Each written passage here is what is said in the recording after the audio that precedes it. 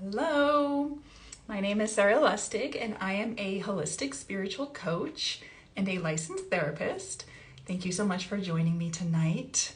My topic is how to thrive through your spiritual awakening as a sensitive woman. And this is something that I help my clients navigate, including their healing journeys, looking at their limiting beliefs that were created from childhood wounds and childhood experiences, and understanding how those beliefs played out in their life, how they play out now in their relationships and their relationship with themselves and others. And so, being able to navigate this, journey back towards wholeness, back towards harmony, remembering our peace and being able to access that at any moment, no matter what might be going on in the world. But tonight, I want to talk about spiritual awakening and how that relates to childhood experiences. And so the first thing that might be helpful is just understanding what a spiritual awakening might feel like. So if you've been going through massive changes in your life where you feel like everything is kind of falling apart no matter what you do, if you have been in a lot of pain emotionally, been doing a lot of reflecting on your life and looking back on things and trying to make sense of different things that happened to you, you might be feeling very alone right now and very misunderstood. And just to know, if you're going through all of these changes in all of these different areas of your life where you feel like everything is crumbling and you feel alone, to know that you are not going crazy and there's nothing wrong with you. You are experiencing a spiritual awakening, and you might not have known that that's what was going on up until this point. Not everybody knows that they're going through a spiritual awakening. I know when I first started going through mine, I didn't know. I didn't figure it out until probably 5 or more years into the process, and then looking back and being like, oh my gosh, that's what's been going on this whole time.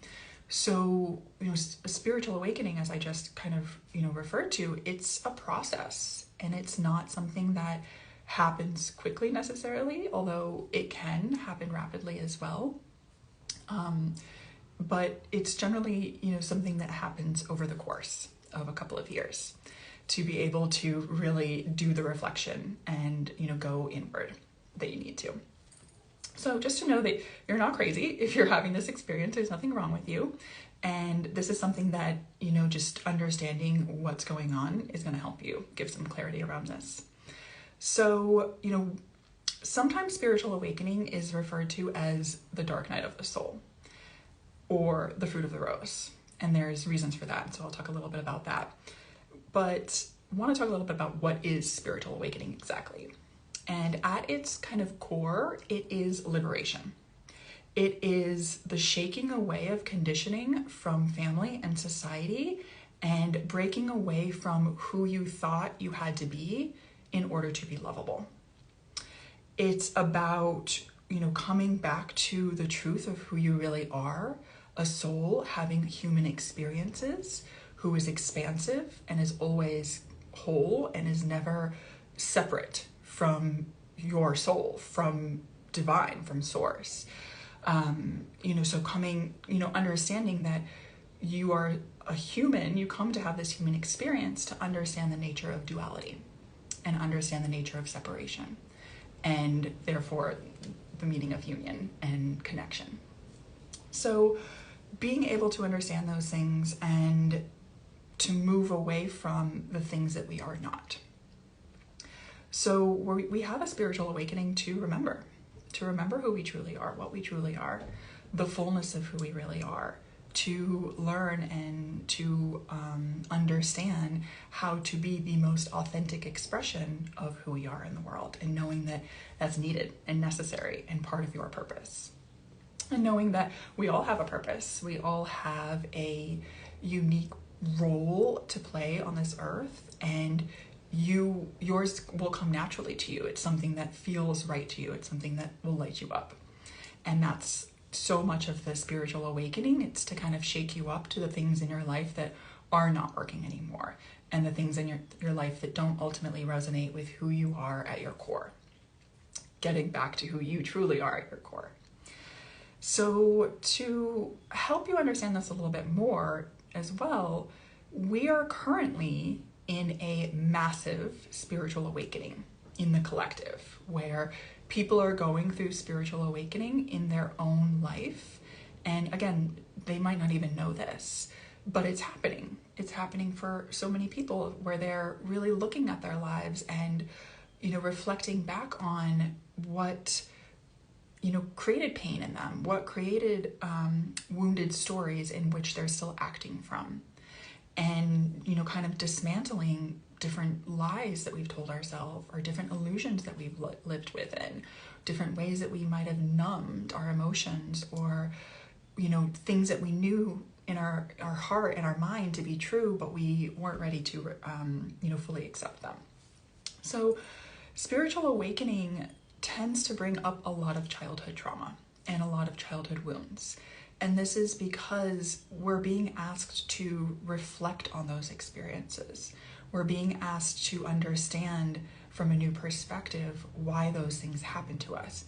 And it's not because we were bad. It's not because we were unloving or undeserving of, love from the universe or source, God. It's because those experiences play a role in our purpose, and they are here to, in ways, help guide us towards what our purpose is. And so understanding how to work with your wounds and the things that you experienced in childhood through your spiritual awakening, so that you can take the wisdom from those experiences and leave behind all of the pain, all of the wounds, and not continue to perpetuate those on yourself or the people in your life. So it's really giving us this opportunity to review our lives and decide what works for us and what brings us joy, what brings us connection to self and others, and let go of anything that it doesn't, anything that is heavy or dense, or that just makes us unhappy, that brings us down, that makes us feel less than ourselves. Some days on the spiritual awakening journey, it will feel amazing. You'll feel incredible. You'll be learning so many things about yourself and who you are and the power that you truly have. And other days on the spiritual awakening, it will feel terrifying and it will feel overwhelming, and you will be scared and just confused about what's going on. And, like I said, things are crumbling in your life, and you might try to hold on to those experiences. You might try to resist the things that are falling away.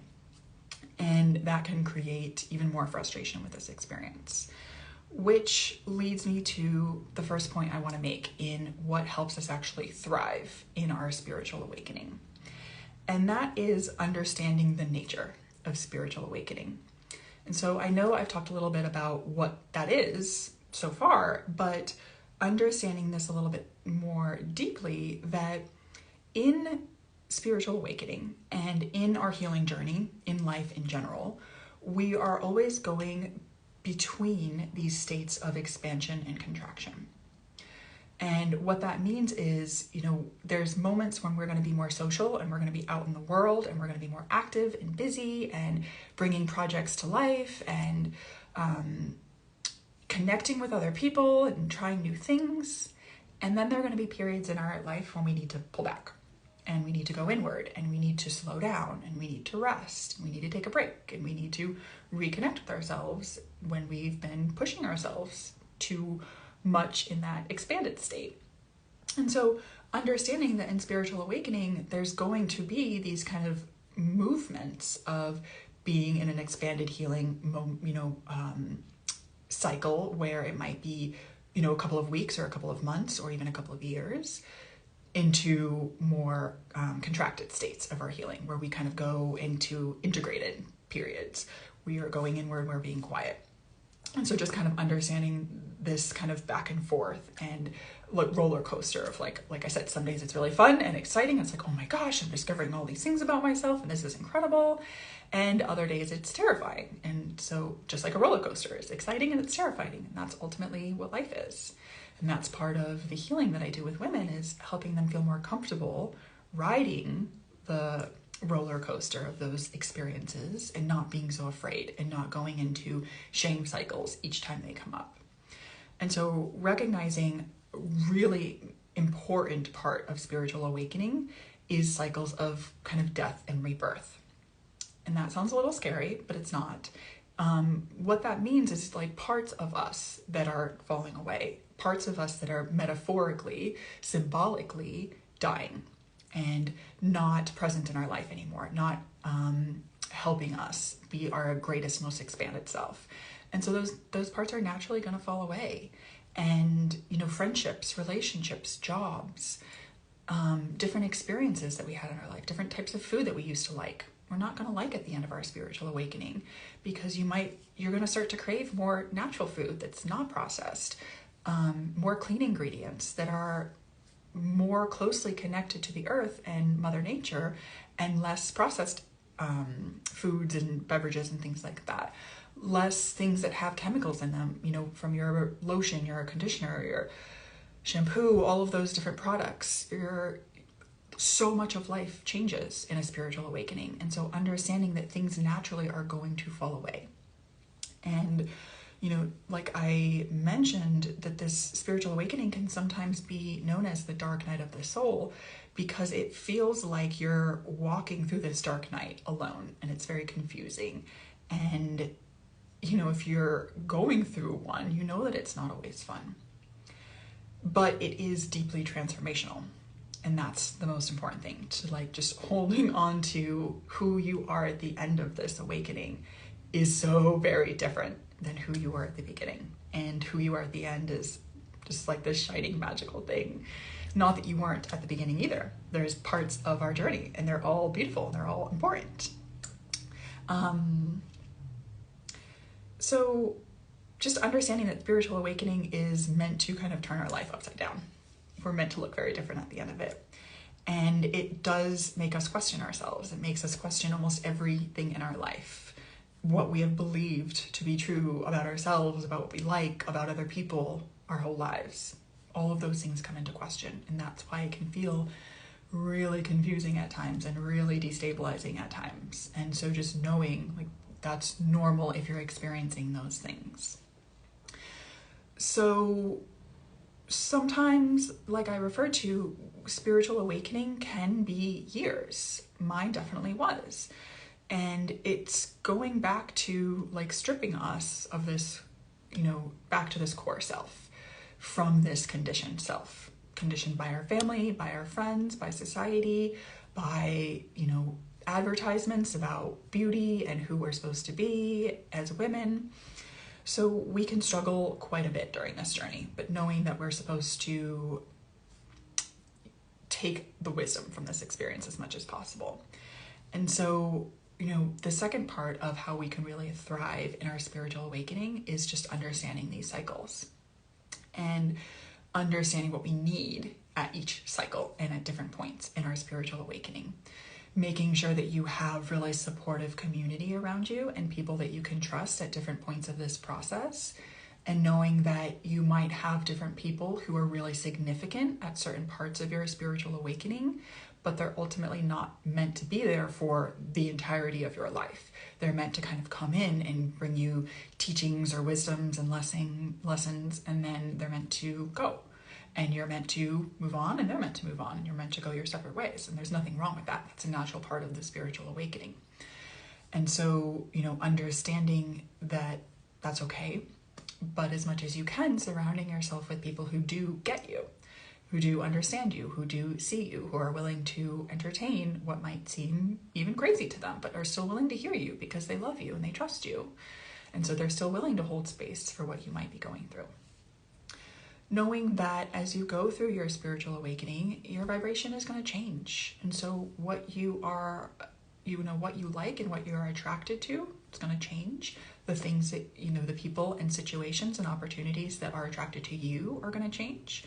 And that's going to bring about new experiences and new people in your life, which can be a little scary at first, especially if you are a woman who has experienced high functioning anxiety, who has had depression, you know, in cycles throughout your life where it's there more, and then you're able to kind of rally and, you know, pull yourself through, where, you know, trauma might come up because it's it's anxiety provoking to put yourself in these situations that are new to you, especially if you've worked to kind of create a safe place for yourself and you have been healing. It can then be very scary to then step out of that comfort zone when you didn't have a safe place for so long. And spiritual awakening already doesn't feel very safe. And so it can be challenging when we don't have community who understands us to be able to thrive in this process. And so if you don't have that community, it's really important to work with a healer who can hold space for you. Understanding that so many of our wounds that we had in life happened in relation to another person. And so they also need to be held and healed in relation to another person. They need to be witnessed with love. And it doesn't necessarily mean rehashing and going over all of the details of what happened to you. It simply means holding space for the emotions and the sensations of those experiences. The third point I want to make about spiritual awakening, and this is one of my favorite points and one of my favorite parts to do in the work that I do with women, and it's about having fun. It's about remembering that life is ultimately meant to be playful. It's meant to be enjoyed. It's meant to be, a lighthearted experience to some degree. And yes, life is heavy. We don't want to ignore the heaviness of life either, but because of the heaviness of life, we want to ensure that we are having fun, that we are playing, and that we are incorporating healing into our spiritual awakening and into our healing journey. That we want to make sure that we're not taking life or ourselves too seriously, because we can get really overwhelmed and burnt out and experience compassion fatigue and so many other things if we are getting too overwhelmed with life, if we're getting too dragged down by all of the pain and the suffering in the world. That's part of this massive spiritual awakening that's taking place, is so that we can actually heal those wounds on a collective level and return to actually enjoying life and not being stuck in these healing cycles for over and over again for months and years, ongoing. The goal is to have these experiences and these, healing transformations be shorter, so that you're not stuck in healing patterns forever, having to spend years trying to heal. But knowing that, on this spiritual awakening and on your healing journey, there's going to be a lot of grief. And so being really intentional about having play be a part of your life and having joy be a part of your life. And I help women navigate this and incorporate play and joy back into their life in a way that is unique to them, that feels right for them, that feels safe and comfortable for them. Learning how to play is a really important part of activating our unconscious mind, so that we can shift these limiting beliefs, so that we can shift out of these patterns that are stored and we respond to from our unconscious mind. So understanding that your unique expression and how play shows up in your life is going to be different, and that's okay. That's one of the things that we can find together. I want to also talk about the fruit of the rose, and that's the kind of golden nuggets that we can take from our spiritual awakening.